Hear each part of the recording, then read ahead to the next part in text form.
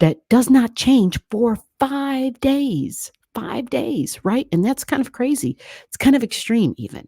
This is G. How's everybody doing? We are still in January, and we're going to be talking about Uranus.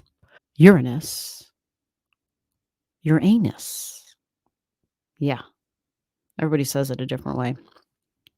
So, we're going to discuss what's going on with it. In the month of January, this month, Uranus makes a move. And if you know anything about Uranus energy, it represents disruptions. It can be difficult because it's unpredictable. We think of Uranian energy and we think of sudden things happening. Some say you can, expect the unexpected, right? I remember when Uranus first went into Taurus, and me having a lot of Taurus energy, I was really concerned about it. And it, almost to the degree where it kind of frazzled my mind, and that's Uranian energy. It kind of frazzles you, it's connected to the nerves in the body, even Uranus energy. The neurons in the brain, Uranus energy, right?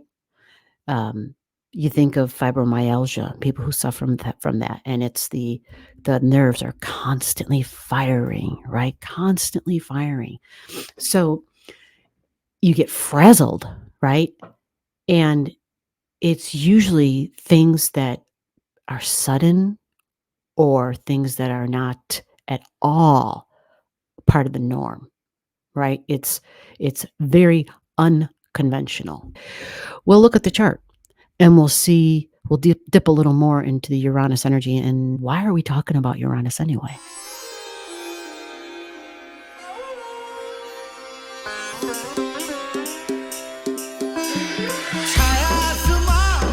I've got a date on here, so let's get to the date. There it is, January 27th. January 27th, the end of the month is here, right? So in the video for the for January 22nd, week of January 22nd, that video series that I do, I do talk about Uranus energy, and I touch on it, but I didn't spend time talking about Uranus for any length of time specifically, right? But I alluded to it towards like the end or the middle of the end. So here we're going to understand the backstory to that just by getting the planetary alignments and where things are placed. So something does not change January 22nd to January 27th. And it's interesting because there's not a lot of things in astrology that you can say that about. There's one thing about astrology, and shit's always moving, always changing. That's one of the great, beautiful things I love about it. Something is always changing, and that's a guarantee. So what doesn't change? We know the moon's going to move, and that's the fastest mover. Well, other than like vertex and all those things, like those are very fast movers as well. And the part of fortune are fast movers. So there are things that are constantly evolving and changing and moving out of different signs all the time. So what is it here about this chart that does not change for 5 days? 5 days, right? And that's kind of crazy. It's kind of extreme even. You know what that is? This planet right here, Uranus. It does not move by degree or by minute for 5 days. 1905. You see it? 1905. It first reaches 1905. Yeah, on the 22nd. That we've got Mercury and Mars and even Venus that are all going to start having conversations at the table. They're going to start talking with Uranus energy. It's that awakener. It's expect the unexpected. It's sudden. It surprises, and it can be shocking. It gets to 1905 on the 22nd, and it does not move because here it is, the 27th. And Uranus is still at 1905, and it is now direct. So this is a video for Uranus going direct. So it was retrograding. It was retrograding. So here's how we can kind of dissect this. It's Uranus, which is different, which is new, which is I'm disrupting something that was already happening. There was a cycle, and I'm here to stop the cycle because I'm going to disrupt it. So if it was an ongoing cycle, I'm here to disrupt it. If there was a cycle where there wasn't like much happening and things were boring and there was like, okay, the same old, then Uranus steps in and says, here, I'm here to disrupt shit. We're going to switch things up. So what's been happening with money, finances, the earth even? Earth changes, right? We think of the earth because it's Uranus in Taurus. So having Uranus in Taurus, we know money and banking, we know interest rates and the Fed. Why do I say the Fed? Well, because the Fed for the United States handles setting of interest rates. It's the way that one of their tools for inflation. I don't know if they have any other tools in their black bag, but this pretty much seems to be the go-to to either raise interest rates to fight inflation, and then you have to strive for what they call a soft landing. You can't just suddenly disrupt things because then there's the fear that if rates fall too fast, it'll affect the economy in a negative way. Obviously, it'll affect the dollar in a negative way. And they don't want that for sure. I'm just going to outline this Jupiter because this will be part of the conversation as well. Uranus is also a person of authority, right? It's an authority figure. Somebody who's older, someone who calls the shots with what? With the finances, with the money, and possibly the earth. Okay.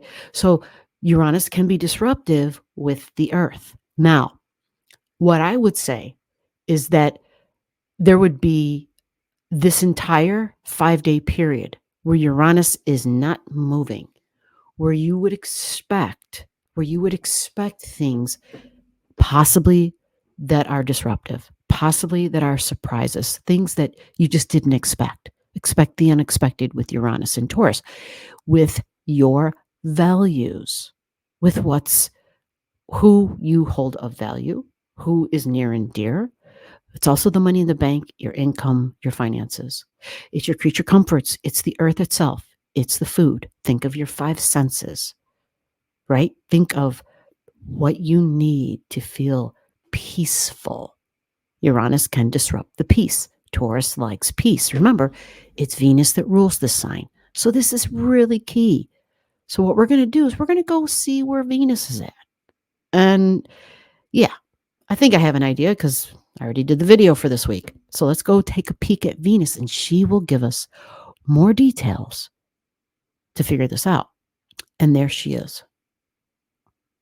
She's in Capricorn, 452. So that's 5 degrees. There's Venus at 5 degrees in Capricorn.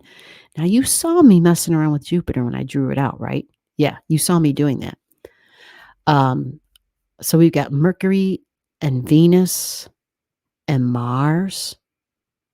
These 3 are in Cappy. How do I draw this again? I always forget how to do this one because I don't usually draw my Capricorn like this. I should know these things. Yeah, I have to go up in a circle. So we'll just cheat and go like this, and then go like this. And then we'll go like that. And then we'll shorten this just a little bit. There, how does that look? Close? Close enough. We got to add a little extension on there. There we go. Okay. So here is our stellium, Venus, Mercury, and Mars in Capricorn. So that tells us business and government. Business and government. All right. Rules, regulations, right? This is the way we always have done things. It's Capricorn energy. It's about the long-term goals. It's about material financial security, right? The long-term financial security. So we think of how the government, we think of how we even think not just of the government. Well, when I say government, the legislative branch in government, because Venus is a player.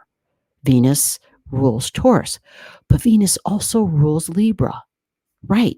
So when we go to look at Libra energy, We know we got Venus down here. And this Venus in Libra is about justice. It's about the judicial, I say the judicial branch sometimes because of the courtroom, and the legislation, but it's lawyer energy and legislation. So we think of people who are like senators, right? People who are senators, people who are in Congress, who people who it's their job to write laws, even lawyer energy. A lot of those folks are lawyers. And so we think of that, and we think of the South Node already at 1814. Yeah. And so there's Venus, and we think of fairness and equality, and we think of compromise. That's a big deal. Compromise. Who's going to compromise, right? Well, all this cardinal stuff, squares. It all squares. It's a square because it's cardinal. And Libra is cardinal. So let me switch up a color here, and let's go like this. Since Libra is cardinal, we're just going to color it red because we know that it's stress and tension. And look, the nodes are at 18 going backwards.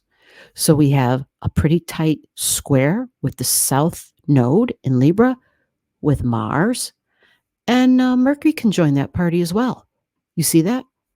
Mars and Mercury are going up in numbers, so they're squaring the South Node. The South Node is the past. So these are people may have something to do with the past, people who have been around. These are relationships, significant partnerships that have been around, right? It's the South Node. Like, this is how we roll. This is the way it's always been. And so there's a square and an angling. And this can be of someone of authority because it's Capricorn energy, right? We think Saturn, like these are the rules. This is how we keep order, right? And it can be somebody older, someone who kind of plays the dad role even, the authority figure. And it's Mars and Mercury working together in Cappy. But what about Venus? She's down there at 452. All right, let's see what she's angling. She's not angling by square anything in Libra. Okay, we can see that. Let me go peek up here. Opposite of Libra is Aries. She's squaring Hercules. Hercules is over here at 6 degrees. And Libra's technically at 5 because it's 452. So she's squaring that. So that's not a T-square, right? But it's a little bit of stress and tension. Someone's going to have to step up, and there might be a little bit of some fighting words. And oh, Lord, if y'all have been paying attention to C-SPAN at all, you know that's nothing new. The United States has been kind of scary looking at our representatives and the way they work or don't work and get stuff done, or I should say don't get stuff done. But Venus, the opposite of Venus would be Cancer at 452, 5 degrees. Nothing is there. I'm sorry, Cancer's over here. There's nothing here in Cancer. Yeah, I know it doesn't look like it's opposite, but it is. It's just because there's so much in this chart. So what else is Venus aspecting? Well, we're putting away the red because she's not aspecting anything by square other than what I have marked here. The two, Hercules and Salacia, okay, 6 and 8 degrees. We also have Jupiter to talk about. I mentioned Jupiter a minute ago, and I'm bringing it up again because look what Jupiter's at 649. You have the two benefics in astrology, Venus and Jupiter, trining each other in a strong trine. So this is a power move. It has to do with values. It could have to do with money. It's a strong trine. This tells me there will likely be a package or a bill that's passed, some piece of legislation, the package or the bill that had to go through to make sure that there was no government shutdown. This looks like that will likely be averted, possibly, but there's something to it that brings a bit of a surprise. So because we have that Venus trine and we have a lot of Capricorn energy, so it's people who have been around the block, especially over here, people who are wise, who've been working together, who've been around the block.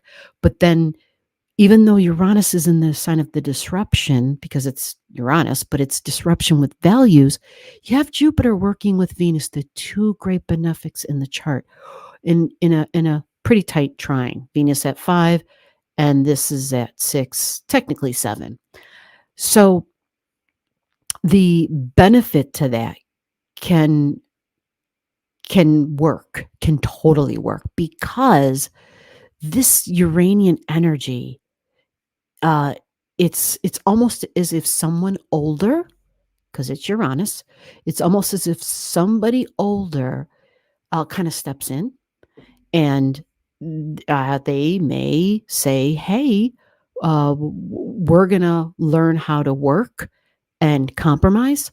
Whether you want to work and compromise or not, we're going to try and get this to go through and to make this pass. So, in other words, that could open up the line for creating the support for certain places overseas where people are starving, where people who are in war, people, I think of Ukraine, where they have been waiting. They need some funding, right? Even though the United States has been kind of creative, from what I understand, in the way that they've been able to use friendly countries to send support in absence of the United States' obvious support. There's still ways to go about it, those workarounds, they call them. So Venus at this 5 degrees trining Jupiter is almost like the bigger picture here. It's almost like the bigger story. It's part of this backstory, but it's the bigger story, because this Uranus has been standing still for 5 days, retrograding, right? And here we have it on the 27th, where it's standing still and it's no longer retrograding. So that's a good thing, because when a planet is retrograding, it really digs in deep. It's in Taurus, so it's really stubborn. It doesn't want to budge. And so going direct, it will release its hold. It's almost like the bull just gives up and says, okay, fine. There's something there where the complete shock and surprise and the craziness, it could release, right? But the days leading up to today, the 27th, it might be like, oh, this is not good. Like, we've got people who are being quite rebellious even, right? I, again, think of the United States government and some of the representatives, especially in the House, who are way on the extreme side and who are rebelling simply to rebel. They don't have a purpose. They say they have a purpose, but they don't actually have a plan, a long-term plan. They offer no solutions. That's the secret. If whoever is representing you offers no solutions, they're not really representing you, right? And that's the trick there. And so they rebel and they try to disrupt, to, well, I think sometimes just simply to disrupt. I do. Because if you don't have a purpose, if you don't have well, hey, this is my list of things that we're trying to accomplish. Can you work with us on it? No, these people are not trying to present things that they want to work on. And so it becomes kind of childish at this point. And it's like you're messing with people's lives, So for anybody who gets a social security check or a disability check, anybody who works for the government, this is your military members as well. Like, we're at a time in the world where you don't really want to be messing with those types of things, right? And when you look about the world in general and what's going on, you want to make sure that we're taking care of our people that serve. Absolutely. So to me, Uranus and its disruptions will end on January 27th. It won't be as disruptive, but the days leading up to it can be tricky. And so as far as Mercury and all this over here in Capricorn, it's people who are in government likely, but also big businesses and corporations. It can also have to do with the federal government taking a look at possibly the jobs report even, because here we have Virgo energy highlighted. We've got Black Moon Lilith at 15. We've got Juno at 21. And being in Virgo, that actually, this energy trines. Look, it's 15. Black Moon Lilith is trining Mercury. and trining Mars. So there might be some sort of information there, even though it's a trine. There might be something there in the news because that's Mercury, right? And the rules and the order and the government and the structure. There might be something there where we're just like, oh my God, it's a, come on, get your act together, And so we might be hearing about things like that, but we think of day-to-day routines. We think of work. We think of those who are serving in a practical, tangible way, people who could possibly send supplies and food and necessities, right? Supply trucks. And then that also brings up, all that really just, it's really complex, but the shipments getting through for supplies, in the Red Sea. And that's serious on a boat. That's serious on a boat right here. Serious at 25 degrees. And just like, what is going on? There's just additional things happening now. So hopefully with this here happening and with part of the United States government hopefully functioning and learning how to compromise and learning how to be able to get bills written and to pass those bills, get them on the president's desk so he can sign them. Hopefully that will create stability in general because we have a lot of grand earth trine energy here. There's a lot of it. We've got Jupiter and Taurus and Uranus at between 7 and 19. And then, we add in this at 15 and 21 and just a buttload of earth in Cappy, a stellium in Cappy. So there should be support for creating some stability. So whether it's food and clothing, whether it's unfortunately but weapons, because if you've got another country who is trying to oppress a country that has a democracy and then it's actually democracies on the table, democracies at stake, well, a win in democracy in one country is a win in democracy for every country that believes in democracy. The last thing on this chart is Jupiter and the sun. Yeah, we're going to go find them. They're not far. Here is the sun over here. Let me get this big arrow out of the way and we'll use this arrow. There's the sun. It's in Aquarius. This is disruptive energy. Remember, Uranus rules this. So this is kind of like, wait a minute. If we remember where Uranus is, which we do, right? We know Uranus is in Taurus. Well, Aquarius is fixed energy.